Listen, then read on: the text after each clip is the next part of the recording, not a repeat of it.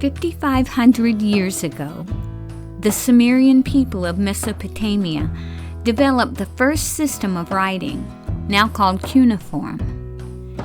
A reed was used to inscribe soft, damp clay tablets with various types of symbols. These inscriptions communicated the language of the day. They are the earliest human voices we hear. They connect us to a time and people that we could otherwise only imagine. These clay tablets give us a clear picture of society and culture at the beginning of civilization, as well as the character of the people, their beliefs and values. And now, Grant Peeples with Clay Tablets.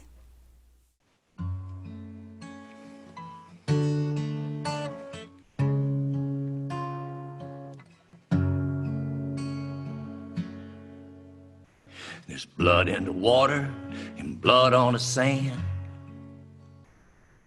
and the sun's beating down upon a busted land. But the wheels keep spinning and the railways, well, they still run, as though life were a party where the work got done. And there's chains on the door of the academy, and reason swinging from the hanging tree. My God, it's high noon now, and I got a torch here in my hand. I'm on the search for an honest man. It's hard to change the world when you play it safe and let your prior convictions get in the way. You got the manners and the look, but I'm afraid that it's just not enough. When you're messing with the truth, boy, you fucking with dangerous stuff. There's oceans of sorrow and mountains of ruin, but if you're aimless and faithless, well, you'll soon be hopeless too. I had a grip on the plow, and then somehow, well, it slipped from my hand. And I'm on the search for an honest man.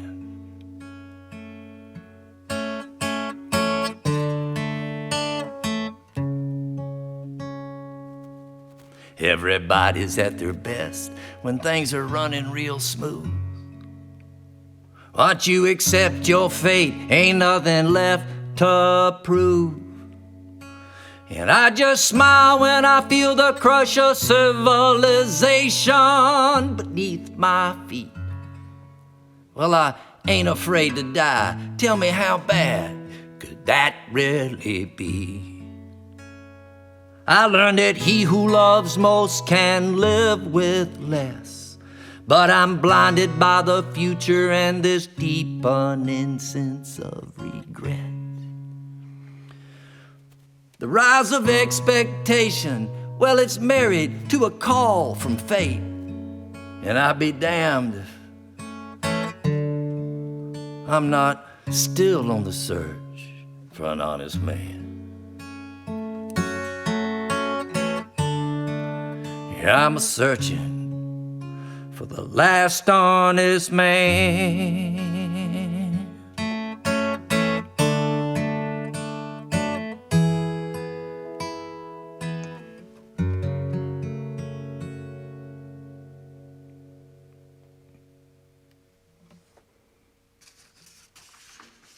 Snake handlers. Dreams have been bludgeoned. Collective exhale of dubious hope fogs our nation's sensibility. Tides of stagnant belief and doctrine flood the halls of science and logic and reason. And yes, we can see now, we have all just been swimming in it, naked. Religion is a rotten egg sizzling in the spiritual frying pan. Terrorized by the story of Christ, Americans still can't keep their damned hands off the gallows. When man begins to stink, the poet said, that's when he turns to God. It is thus that grace and mercy got trumped by dogma and ritual.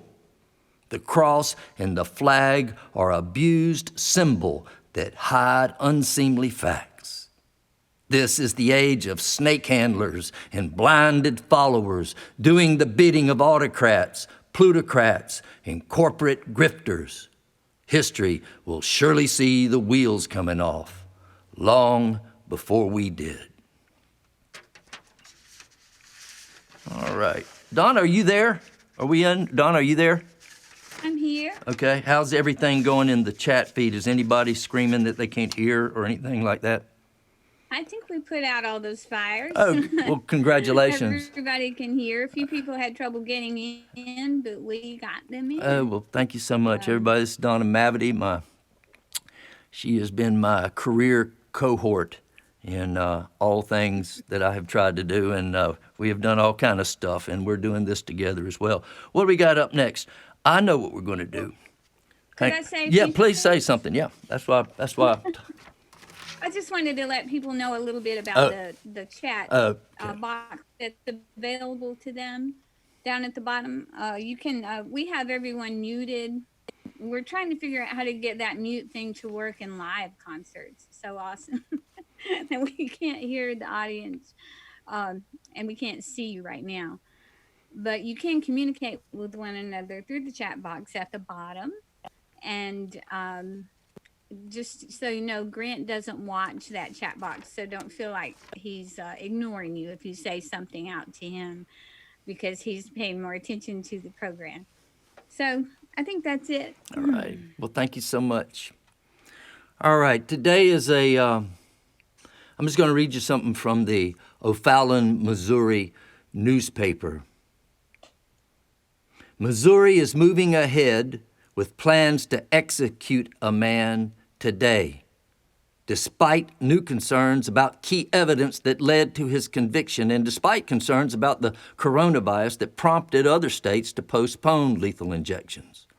Walter Barton, 64, is scheduled to die by injection on Tuesday, May 19th at 6 o'clock. For killing 81-year-old trailer park operator Gladys Kuehler in a 1991 incident where she was beaten, sexually assaulted, and stabbed more than 50 times in the town of Ozark near Springfield. The execution will be the first in the U.S. since March 5th, which took place in Alabama. So my guess is if they went ahead with it, Walter Barton was executed about an hour and a half ago, and his body is probably still warm. We're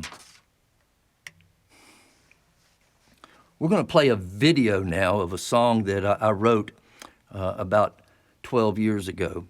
It's an allegory, and it is called The Hanging. And this is one of the first performances that I ever did. It was at Eddie's Attic. I think it was in 2009. It was one of the first times I ever played it publicly. And a young woman by the name of Mosisa Mavity is going to be singing this with me.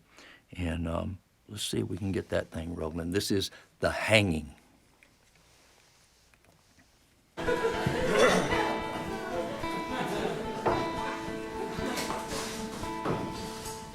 Heard about the hanging this morning. I rode on into town, and there were gallows nailed up on the square, and a big crowd had gathered all around, selling postcards and cotton candy, crucifixes and American flags. I seen a woman, she wept at the gallows steps. She held a little bird in her hand, and she said, I'm not crying for him, I don't even know his name. Oh, but what he done against God, to be reckoned come Judgment Day. I'm crying for what we've become, still turning that flesh to dust. Oh, well, I'm not crying over him, I'm crying about us. Well, the prisoner climbed the gallows steps. You could feel the excitement in the crowd as that noose got lowered down over his head, and his face was covered with a shroud. And that woman held her little bird to her breast as the order rang loud and clear. And I heard a crack as they snapped his neck, and the crowd let out a cheer.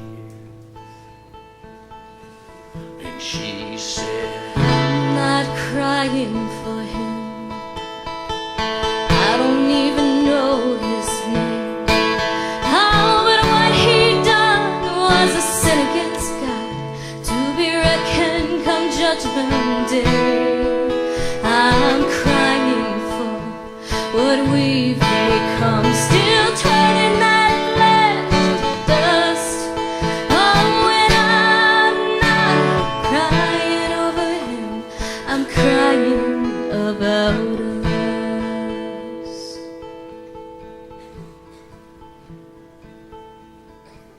well, they cut him down. They hauled him off.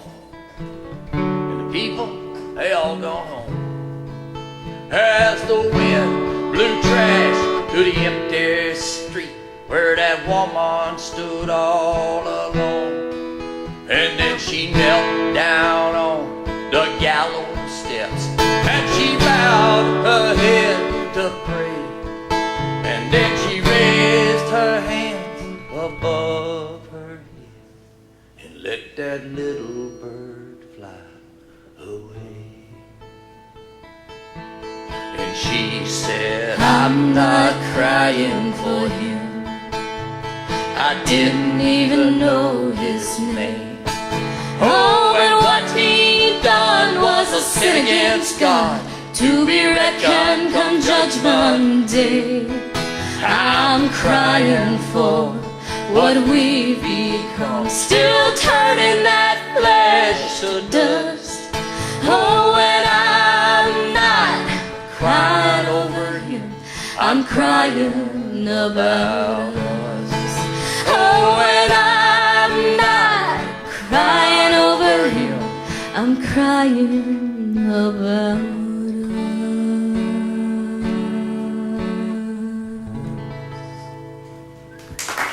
Mosisa Mavity, Grant Peeples, thank you very much. Grant Peeples.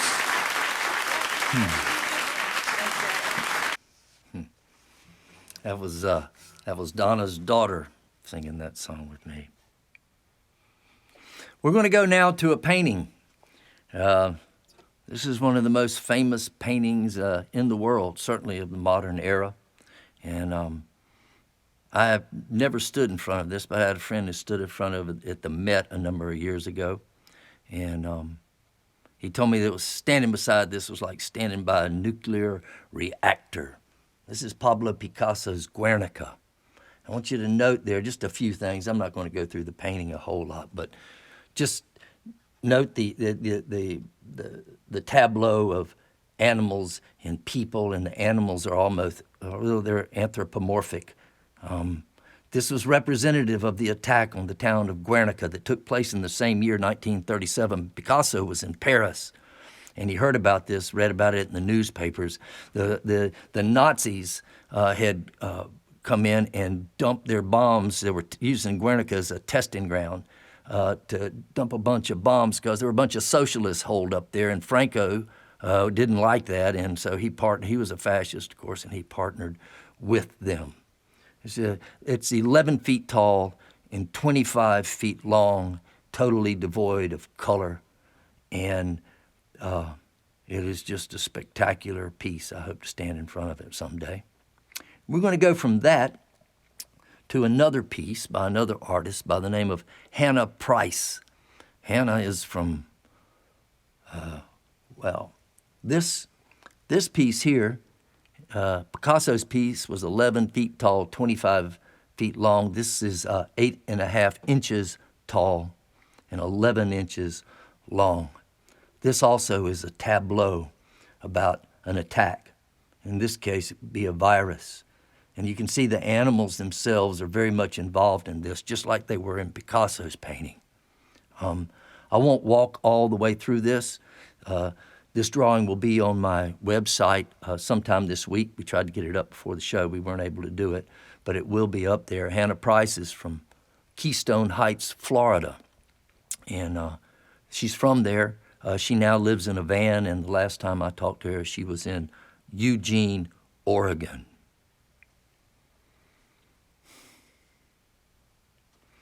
All right. Well, now we're going to play a song. The only victim card I can really play about this whole pandemic is that I released a brand new record on February 14th of this year. It's called Bad Wife, and it was a collection of songs that were written by women, and it had come out. My intention was to release it in the year of the 100th anniversary of women getting the right to vote, and I ordered 2,000 of these things, and just as the tour was about to begin, my tour, just like so many of my friends' tours, all got canceled. But there's a song on this record I'd like to play, and this is one that was written by Eliza Gilkinson. And I heard this song. I was opening for her at Ray Lewis Presents in Jacksonville, Florida, a number of years ago, and I heard her play this song. And when the record came around, I decided that I wanted to record it. So this is Unsustainable by Eliza Gilkinson with yours truly singing.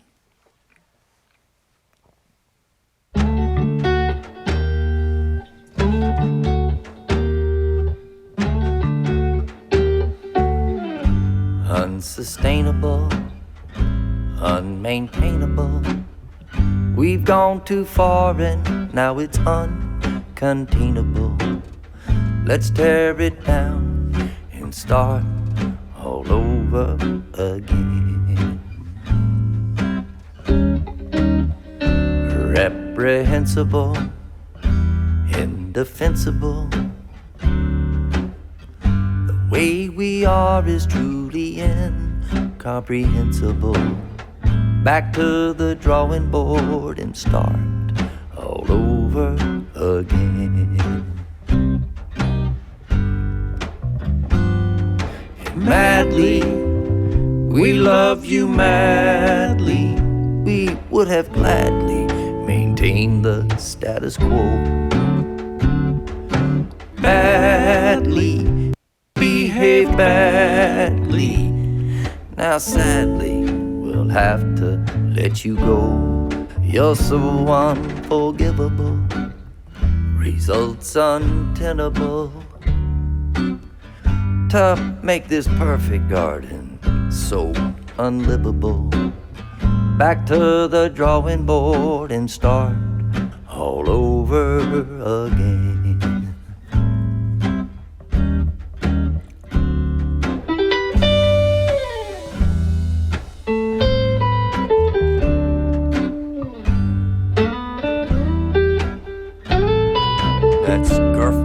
On guitar.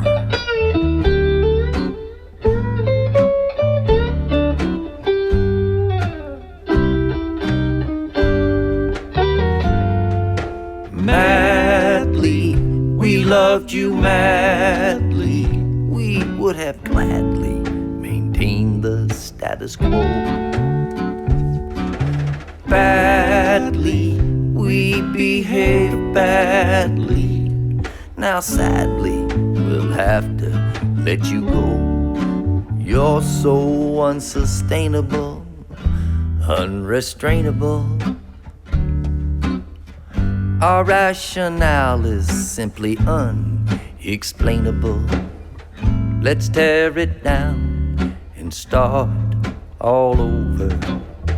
Back to the drawing board and start all over. let's tear it down and start all over again.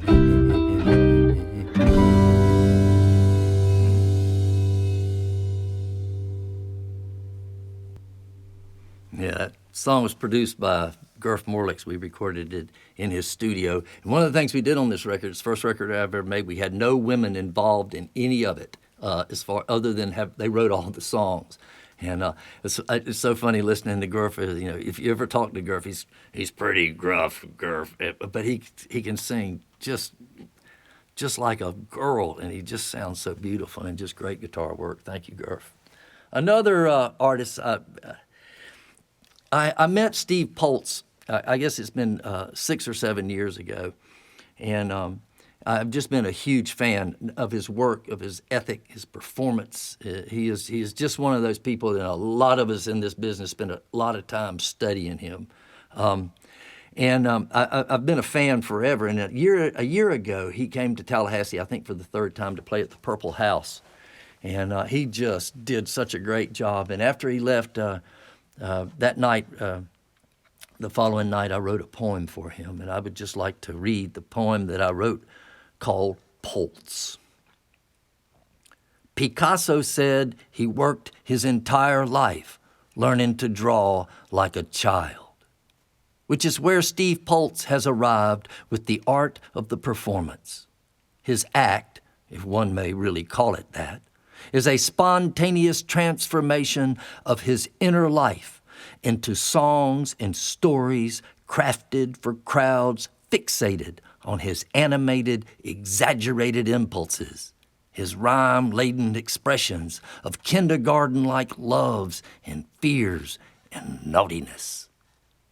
This is wildly acrobatic dime store-style magic, but it is brilliantly calculated tomfoolery, often slapstick tragic, and yet a deeply moving, philosophically perfected buffoonery. Steve is a man unarguably tilted, imbalanced, and yet he heals himself in real time right before the public's eye as he cures his own neuroses and psychoses by drawing attention to them and by imparting their artistic reflections from the stage of his life, a play running in high-strung perpetuity, to his slack-jaw, ecstatic audiences. Who is it, then, that is in charge of this dynamic? And just who is this fool?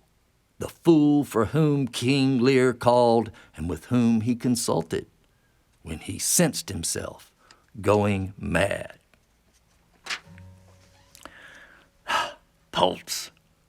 Well, we're going to play. How about, Pete, you got a video lined up of Steve? Here's a song I want y'all to hear that Steve wrote, and it's this is the song that I think every folk singer would love to put into their own repertoire. This is Steve Poltz with Folk Singer.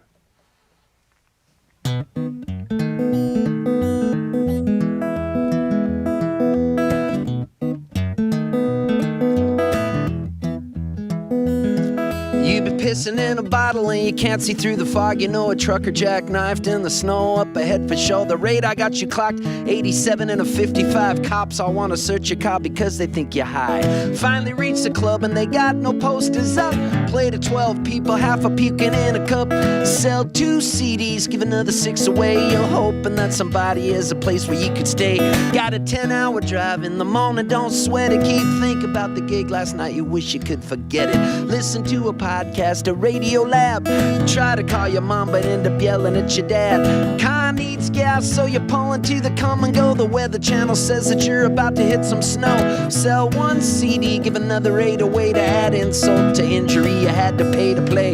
You're a folk singer, folk singer. You're a washed up punk, still a dead ringer for a folk singer. You're a folk singer for sure.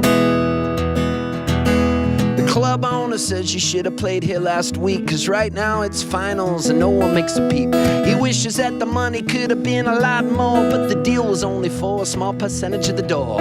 $27 in a couple foreign bills. Tried to pass a hat, but everyone was high on pills. Play a new song, no applause, just crickets. The bartender says he'll give you 2 drink tickets. Folk singer, folk singer, yo, a washed up punk. Still a dead ringer for a folk singer, yo, a folk singer for sure. You get a good offer for a gig in Atlanta, but the airline sent your guitar all the way to Montana. Get a real person on the phone from United, lose your cool and tell the dude to go bite it. Borrow a guitar to try to cool your rage. Walk into the club and someone else is on stage. Sell no CDs, the club was double booked. You never even got to play, you feel your life is overlooked. Folk singer, folk singer, yo, a washed up punk. Still a dead ringer for a folk singer, yo, a folk singer for sure. Finally get some sleep and there's a nice blue sky, and the airlines found your guitar all the way in Dubai. Say that it'll be there for your gig in Tallahassee, but you ate some bad food, feeling kinda gassy. Get a Motel 6, wish it was a Ritz. At least you got a private place because you got the shit. Sell 5 hats and 2 CDs. Yes sir, no ma'am, thank you please. Folk singer, folk singer, yo, a washed up punk. Still a dead ringer for a folk singer, yo, a folk singer for sure. Your manager grabs you right before you play a show and says, I think that you should dye your hair because it's white as snow. Girlfriend calls you as you leave the stage. She saw a picture of you with a chick and now she's in a rage. Break up, break down, break it all to hell, charging all the damage to your hotel bill. Sell 5 stickers for 50 cents. Yo, a folk singer now, yo, about to make a dent. Folk singer, folk singer, yo, a washed up punk. Still a dead ringer for a folk singer, yo, a folk singer for sure. Finally get some good news from the booking agent dude. At the club tonight they'll give you half off on your food.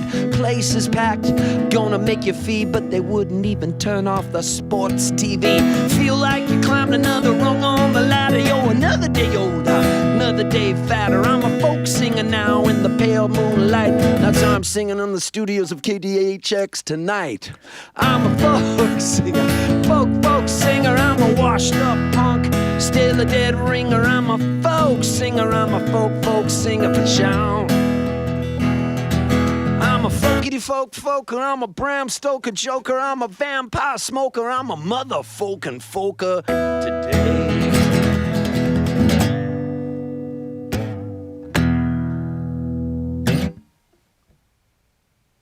Steve Poltz.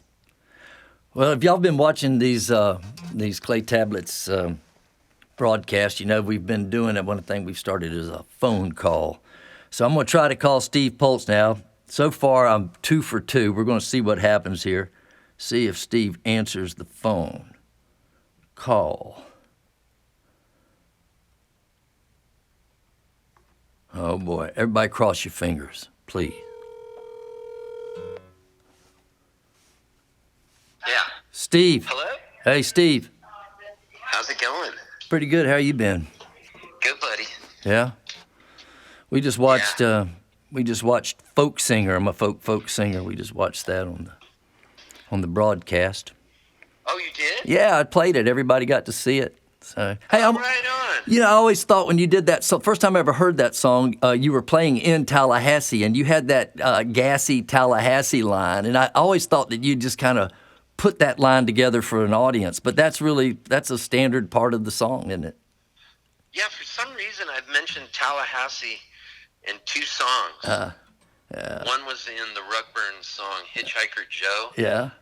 It's a verse, like if you look at the video of that, and actually the video stars a young Jewel. She was like 20 years old at the time. And I was in the Rugburns, and it says, my girlfriend Lois called from Tallahassee. She picked up that dude at the Spam Factory. That was the last time I saw her smile. My best advice is don't eat Spam for a while. That's good advice. Hey, man, listen. I wanted to ask. I had a couple questions, and just I wanted to run. How many shows did you play in 2009? If just around, I know you don't know exactly, but how many days did you work in 2019? Do you think? Like shows? Yeah, shows. Probably about like 182. So yeah, 182.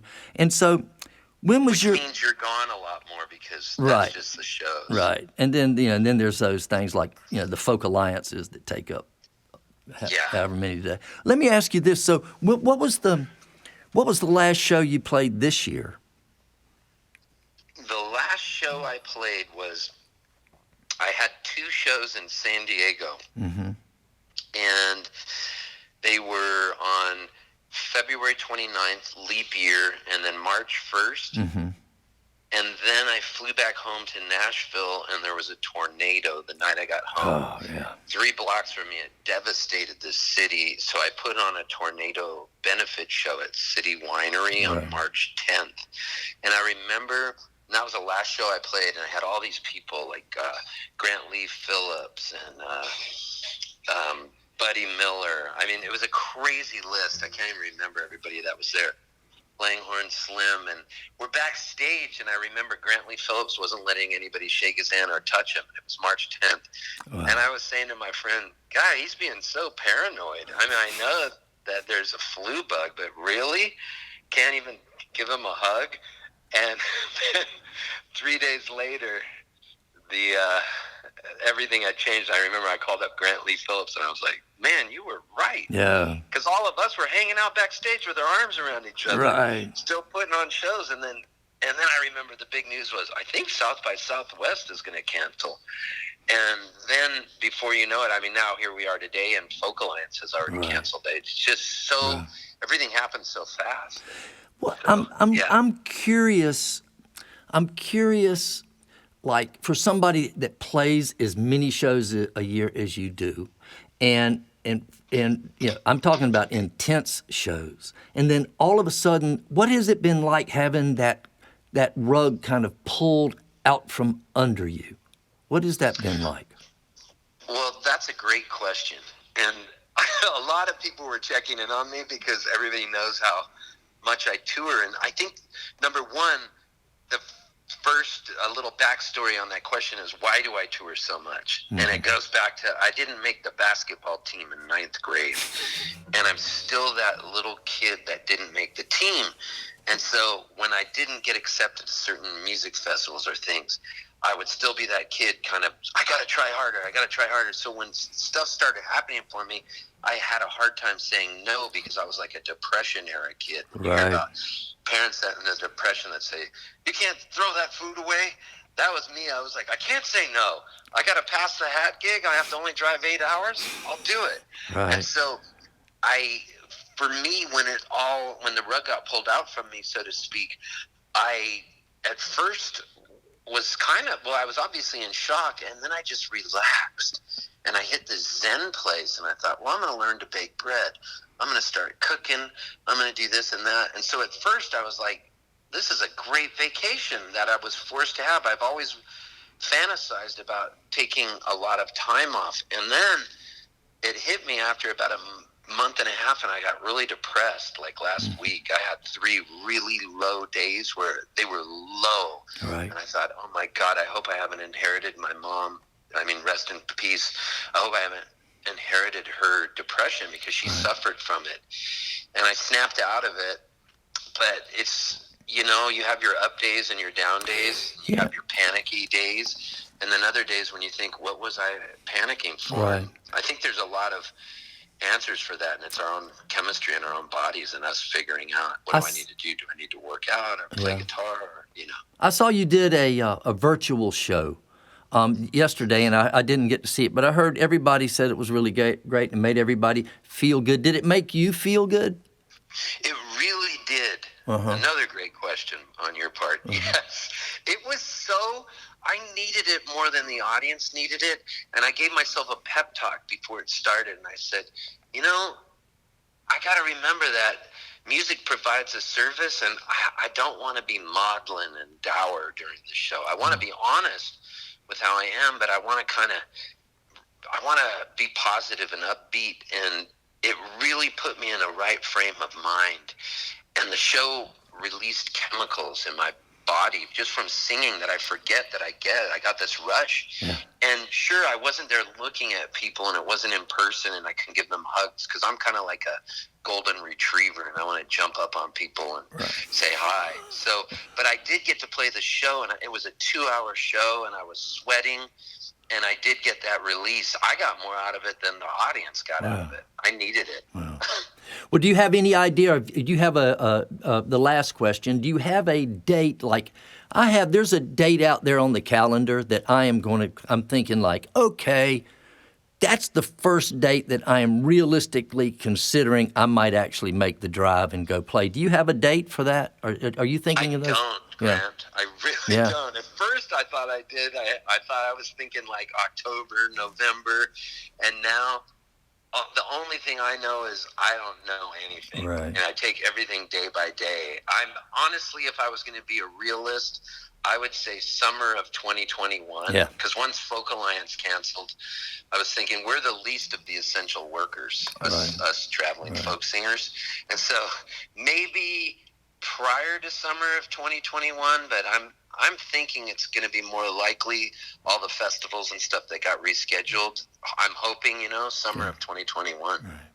Well, it was really good talking to you, and I'm glad to hear you're doing well. And oh man, I love you. Well, I love our oyster lunches, and I can't wait to come out there and just sit with you. You're one of my favorite people. I mean it. Well, I really am. I've been a huge fan and a student of yours, and I look forward to sharing those oysters again sometime soon. Ruthie wants you back at the Purple House, so we'll make that happen in 21. All right. Well, you've been married since the last time I saw. Say hello to your bride. Say hello to everybody in Nashville, and thank you so much for talking to us. All right, buddy. All Take right. care. Bye. Steve Poltz. Man, don't you want to just hug that guy? All right. We're going to move to something a little differently here. This is something that was written by another artist, a friend of mine by the name of Charlie Hunter, a great painter. And he posted this on Facebook, and I'm going to read it, and then I'm going to talk a little bit about something else. And this is Charlie Hunter. He said, "Conspiracy theories are insidious. Once people get them in their heads, there's no shaking them loose. I think people gravitate towards conspiracy theories because it is a simple answer to a complex problem, and it creates a specific villain for a complex situation that has no actual one individual mastermind. I remember reading an adventure story in Boy's Life when I was a kid, where a jungle is overrun with carnivorous ants, and the people in the story only have guns, useless against millions of ants. Conspiracy theories allow people to think that their guns have something to shoot at." In 2011, I was in Asheville, Tennessee. I was going to play a show at I can't remember, Jack in the Box or Jack Rabbit or Jack something or another. And I didn't have much time before the show started, and I was driving over this causeway, 2011, and there were these people all over the side waving flags, and they had some Impeach Obama signs up. So I pulled over, and I had just gotten an iPad, and I decided I was going to talk to these people.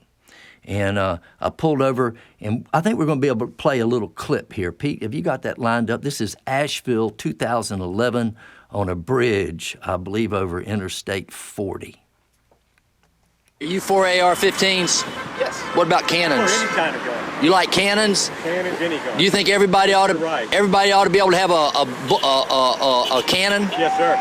You think that would be? You think we'd have a better country if it? People have cannons. I know, but I mean, you think everybody ought to have one? If they want one, it's their right. That's what my forefathers fought for. Yeah. Was the right to own and What bear amendment? arms. What amendment was that? Second. What was the third amendment? So from there, We're going to fast forward to I think it was in September or October of 2016 when the Republican candidate for the presidency came to Tallahassee, just out here on Highway 90 out east, to do one of his rallies. And my friend Danny Goddard and I decided that we were going to go out there and just take a look.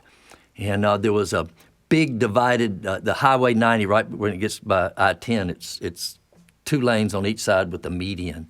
And Danny and I stood on the median and watched some of these people over here talk to some of these people over there. Pete, have you got that thing? That from... Y'all are too ugly. We're all ugly. We're all giant, sweaty, non-hairless monkeys. Yeah. What's the matter?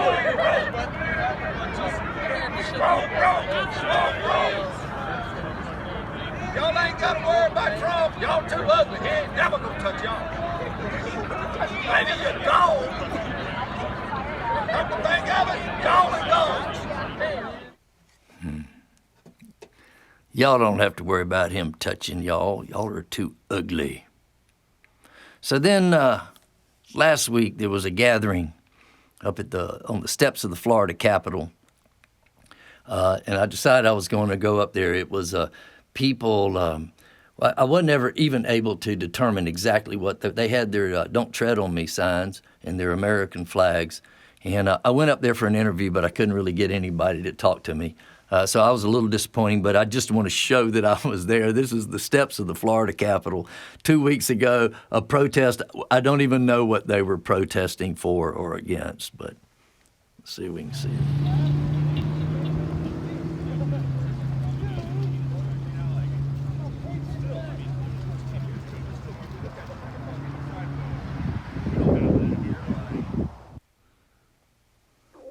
That's all 12 of them.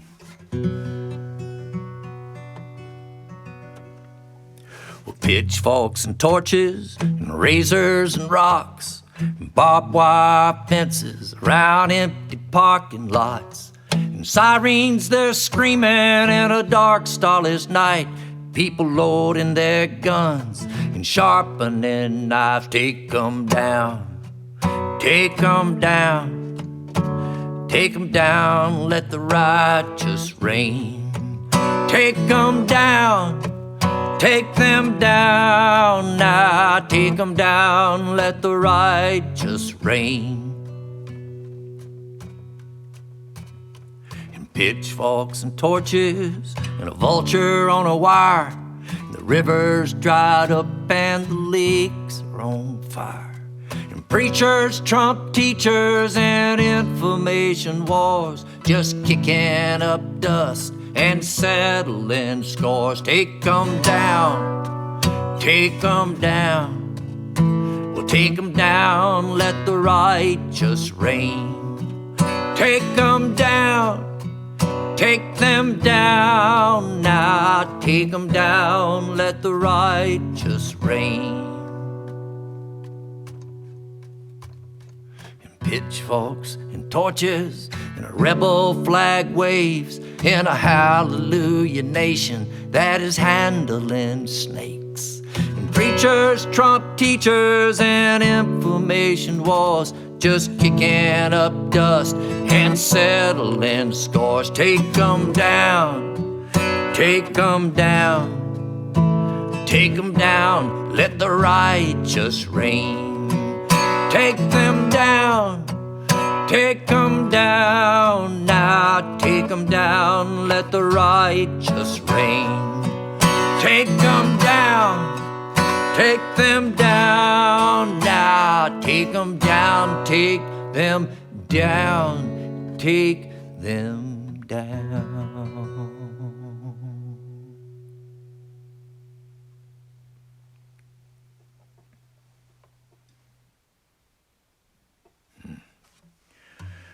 Well, I'm going to check back in with Donna. Are you there, Donna?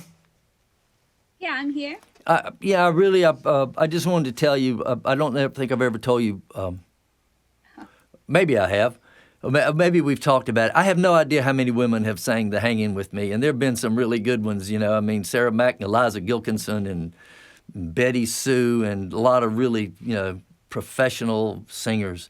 And I just really think that your daughter, who is not a professional singer and who has very rarely sang, she really set the bar for that song. She did such a great job. I don't know if you're proud of her, but I really am proud of her. Yeah, I'm pretty proud of her. Yeah. And I think that was in 2009 or 10 or something. 2009, I think. 2009. I wanted to just kind of check back in the chat box, see if you had anything that had come up, if anything you wanted to comment on. Sure. Yeah. Yeah, I did have something interesting.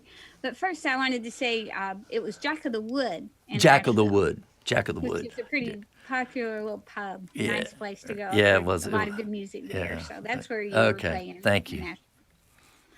Well, what stood out to me when I was going over the list of people here, there are a lot of people here that have presented you in various venues, either on radio stations or house concerts or venues. And I wanted to just read the list of the ones I could pick out. And okay, with an apology to the. You out okay. It's probably because I didn't recognize your handle or something. Okay, good. All right, fun. Thank you for doing this. Okay, who we got? Okay, we got Bill and Marilyn Duncan here. Peg Parham, Bob Wade. I've been chatting with him a little bit. Yeah, Oregon. John Green, Kim Ellison, Kalin and Lou Hill. Great concert series here in Tallahassee. Also another one, Ruth Nickens. I know Purple her. House. She's here. Becky Abel just hosted. She's done both a virtual concert and a house concert. David Finley. The great Fred Bonig. He's a morning host on WLVR in Pennsylvania. He's given Grant a lot of love over the years. Jane Falvey, Ralph Tomlinson out in Kansas. Yeah. Jeff Jensen. Yeah. Chris Green in Austin. All these folks are here tonight. Oh, man. Well, I know, and Gloria Holloway. I'm just Florida folks. Yeah. Gloria Holloway is here. She's been at like 3 or 4 shows here online. It's great. Carl Seifert, Jeff Jensen. Those are just a few. I'm sorry if I left you out. I checked the list right before we got it on the air. But thank you so much for hosting, Grant. And again in the future. Well, of course, with full disclosure here, you want to thank them because you do a lot of my booking and you're sucking up to you should be ashamed of yourself. All right. Well, it's a sincere sucking up. It is a sincere sucking up. Well, thank you very much for that. Well, we're going to go to our section called Viewer Mail. And we got just 2 letters. I asked for letters on the last show, and I don't want to do a letter unless it's physically sent to me. And the address is on my website. It's 1617 Branch Street, Tallahassee 32303. But you won't remember that, but it is on the clay tablet section of my website. And I would love a letter from you. And this is one from Jack in Western Spring, Illinois. And he says, "Hi, Grant. I saw you wearing your new T-shirt that has 'Sometimes there's not enough poison in the Kool-Aid' printed on the front. Is this about there being enough poison in Kool-Aid for all the true believers? Or is it about there being enough poison in the Kool-Aid for those of us who can't take the insanity and horribleness of the current regime?" Well, I don't, Jack.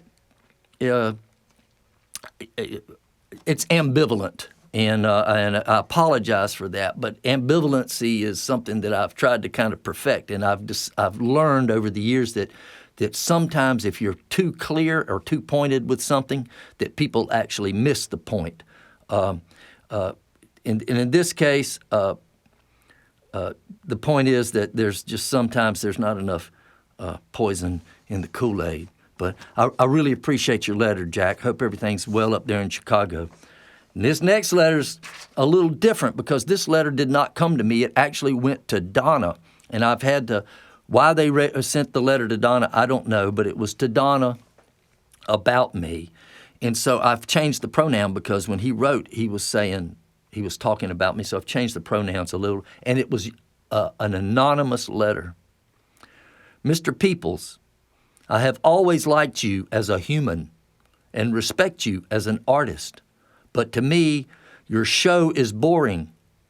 I couldn't make it to the end. You never explain what the theme, clay tablets, has to do with the show. Weird.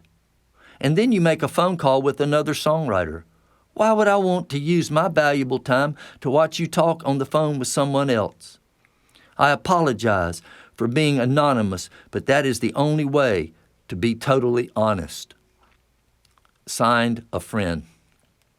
Well, friend, I just want to tell you I have taken everything you said to heart. And I really appreciate you writing. And I'm just sorry about you having that little problem about not being able to be honest unless somebody didn't know who you were. But I do appreciate that very much. Well, So, can I just say that we yeah. don't know if that was male or female? We The letter don't. didn't- We don't. And it was written. It wasn't written in cursive. It was written in block letters. It was a 2-page letter. I had to I distilled it. There was some other really good stuff in there too, but we're on a time schedule here. But anyhow, if you have a letter, please, anything you want to ask or say or suggest, you just write it, and it can be anonymous. We don't care. Just sign it a friend, and then we'll be good with it. On last month's show, I had the phone call that said a gentleman or lady or gentleman was talking about. I had a phone call with my friend Roy Zimmerman. And during which, during the nature of this phone call, I was calling just kind of check in like I did with Steve. But he told me that same day he released a video called The Liar Tweets Tonight, to the Liar Tweets Tonight, to that song that was done to that. It was a parody. And I will say that we announced that song on this show that night. That was on April 21st. And today I checked, it has 9 million views on YouTube, and we take credit for that. And during the process of this phone call I was having with Roy, we were kind of talking about the creative stuff, and we were talking about parodies. And maybe we can pull this up. Pete, are you back? Do you have that conversation with Roy? And song parodies are a great way to make that instant connection with people, make your point, get people, amused and okay. Yeah. Well, that's how it's changed. Between now and the next show, I'm doing another show on May 19th. I will have written a parody. And so I'm just going to take that as an assignment. Well, I set myself up, and I really got down to the wire on this thing. And but I did come up with the song. This is the world premiere, and I got my lyrics right there. And I'm going to see how this flies.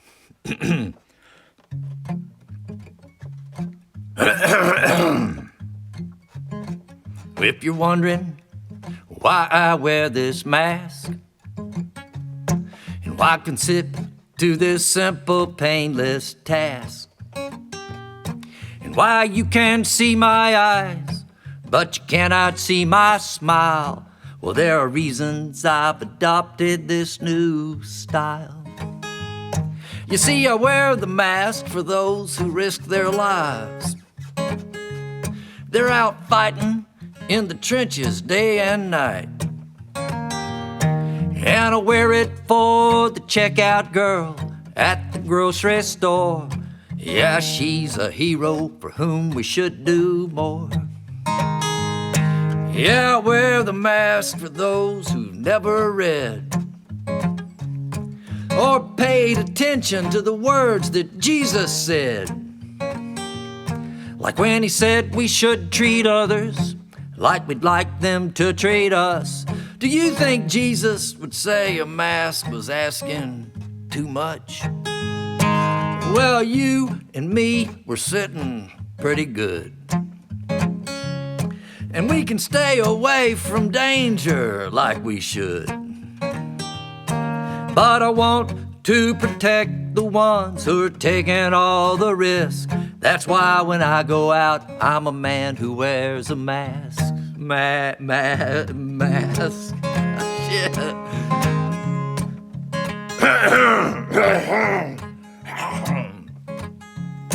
Well, I wear it for all those struggling to breathe, and for first responders helping folks in need. And I wear the mask to show I wanna do my part, and that your rights do not end where my rights start. Well, I wear it for the thousands who have died, all alone without their families by their side. And I wear it for the old, for the vulnerable and weak, and I wear it for you when I pass you on the street. I know that you might think you're being told what to do. And I'm not saying that you don't have a right to choose. I'm just saying take a look at science and history, then consider what's your responsibility. Well, sure, it'd be nice to just pitch it in the garbage can and pretend that everything was well in hand. Well, I really have no doubt one day this all will pass, but until such time I'm a man that wears a mask. Yes, until such time I'm a man that wears a mask.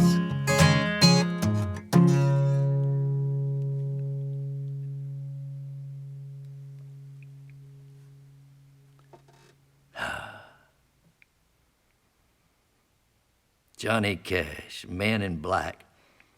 I'll be very interested to know. Now, what Roy told me, he said a few things. He gave me some advice later on when we talked on the phone later. He said, first of all, he says, it's got to be a song that everybody knows. So I went, and it's so funny, I told you that Roy's video had 9 million views. The video for that song has 8 million views, and it was done 40 years ago. So I don't know if everybody knows Johnny Cash's song, Man in Black, but that is what that was based upon. And so anyhow, thank you, Roy, for the push on that. And I will announce that this week I called my friend Gurf and I asked him if he would help me make a recording of the song, and he said yeah. So Gurf we have here in house now. We have the music for that. Gurf did the drums, he did the bass, he did the guitar and the electric guitar, and he sent it to us. And this week I'm going to add the vocals, and we're going to make a video, and it will sound. The guitar playing will be substantially better than what it was then, and we will have that song out there for everybody to take a look at.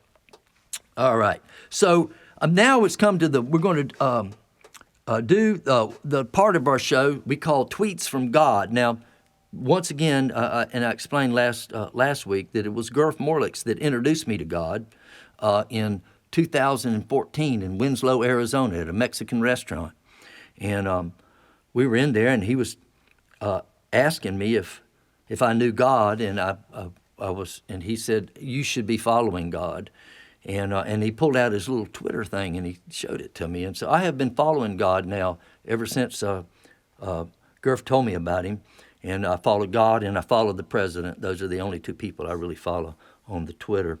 So this is from 4 days ago. God said, "There are two kinds of people, and one of them is going to get both of them killed." And then 3 days ago, "I am God. I am omniscient. I'm the creator of the universe, and even I can't believe this shit." And then on Sunday, God said, "Good to see so many people back at church service today. Many of them will be back for another church service in 2 or 3 weeks."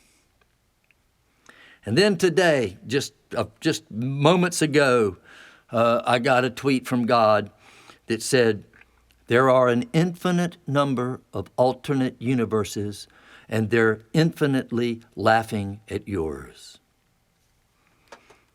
All right. Well, I guess we're going to wind up a little bit here. I'm going to play a song. This is the last song tonight. And I made a record called Prior Convictions. And the first song I played tonight was from that record. I don't remember exactly when we made it, but I think it was in 2011 or 2012. Recorded at Root Ball Studio in Austin, Texas. And there was a song that, well, I was very interested in. Those who know me know that I'm always interested in this belief thing. And that not just interested in beliefs, but I'm interested in our relationship to beliefs and what beliefs do to us. When we say something like, I believe that the climate is deteriorating terribly. So if we believe that, or if you say, I believe that the climate's not deteriorating, I don't believe in global warming, once you say you believe in something, then you're pretty much locked into that, unless you are of a really strong kind of character like that Diogenes we were talking about earlier on. And so I've always kind of really dealt with those. I'm always interested in what happens to people when they say, I am this and I believe that, and how they wall themselves off. And so there was a song, and I took this song to Gerf, and it was a song I had not written, but it was a song that I had heard in the early 1980s, and I'd heard the song in the early 1980s when I was taking an Eastern religions course, and the song and this cone, this Buddhist cone that said, if you meet the Buddha on the road, kill him, kind of came into my orbit at the same time. Now, if you meet the Buddha on the road, kill him, of course, is instruction about the dangers of our beliefs. And that's to say, as soon as you think you know something that's absolutely true, that's when you need to really take a good, serious look at it. So anyhow, we took this song into the studio and messed around with it, and they had a third verse that I didn't really like, so I wrote a third verse while I was in Austin, Texas. And this is a song called Gunning for the Buddha.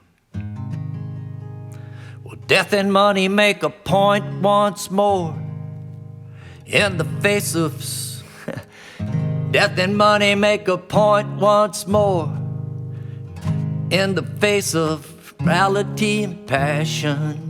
Have the courage for the here and now, and don't take nothing from them half-baked Buddhas. When you think you got them paid in full, well, you got nothing, well, nothing at all. I'm on the road, I'm gunning for the Buddha. I know his name and he ain't gonna get away now. I'm on the road, I'm gunning for the Buddha. All it takes is one shot to blow him away, yeah.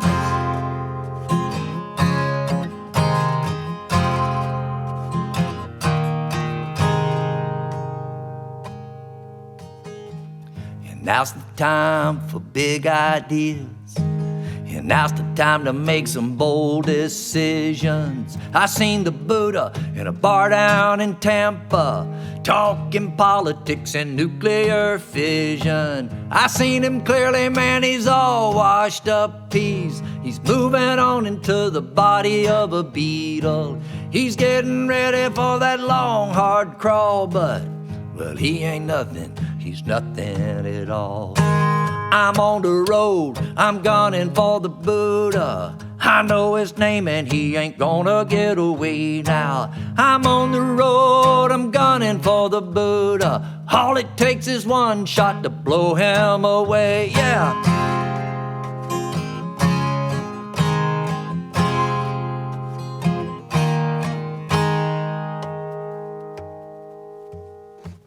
And every prophet's gotta come out of the closet. And every savior wants to cut some deal, so forget that stuff about a temple and close your eyes, take your hands off the wheel, 'cause when you crash, you'll find your treasure. Ain't nothing sacred about staying alive. There's no such thing as a true story. Any damn fool can go along for the ride. Key change. I'm on the road, I'm gunning for the Buddha. I know his name and he ain't gonna get away. I'm on the road, I'm gunning for the Buddha. All it takes is one shot to blow him away, yeah. Give me just one shot to blow his ass away.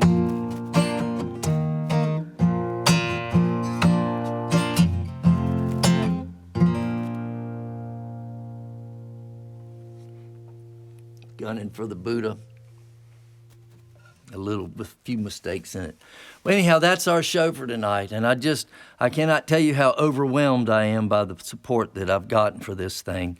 And I've quoted my friend Otis Gibbs, who said when he started his podcast, he had no idea what he was doing, but he was going to do it anyhow. And so there's been a lot of that in here. I could not do it without our engineer, Pete Winter, back there.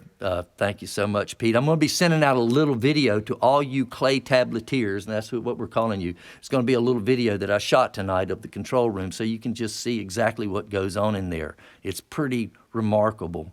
So I wanted to thank Pete, wanted to thank Donna, and just all of you. I mean, I wish I could just go through and hug you and thank every one of you. This is, as I explained today, this is all of my creative eggs are in this little basket right now. Unlike Steve Poltz, I have not been able to make that kind of connection when I'm doing the live performances. I've done a few of them, and I'm appreciative of them, but they're really not blowing my dress up.